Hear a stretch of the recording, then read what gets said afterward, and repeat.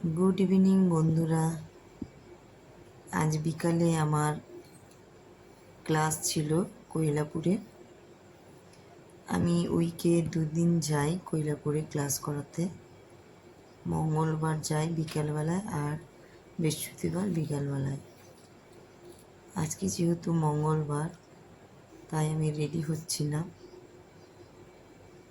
তো বিকালে 4:30 থেকে 6টা পর্যন্ত ক্লাস হয়।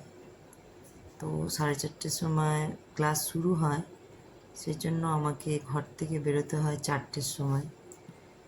বুঝতেই পারছো খুব গরম পড়েছে।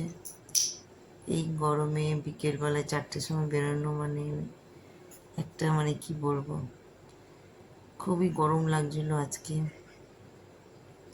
তাও রেডি হলাম, কেন আমার ছেলে মেয়েগুলো আমার জন্য অপেক্ষা করে থাকবে।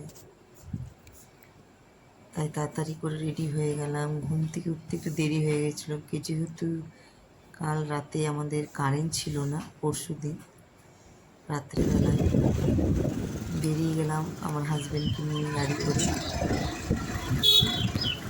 ক্লাসে। এখান থেকে আমাদের বার্নপুর থেকে কৈলাপুর বেশ অনেকটাই দূর। হাজব্যান্ডও যায় আমার সাথে, যেহেতু দূরের ক্লাস তো একা যেতে ভয় লাগে একটুখানি। সেই জন্য দূরের ক্লাসগুলোতে হাজব্যান্ডকে সাথে করে নিয়ে যায়। হাজব্যান্ডেরও খুব ধৈর্য আছে, আমার সাথে যায় প্রতিটা জায়গায়, কখনো না পারে না। এবারে আমি পৌঁছাবো।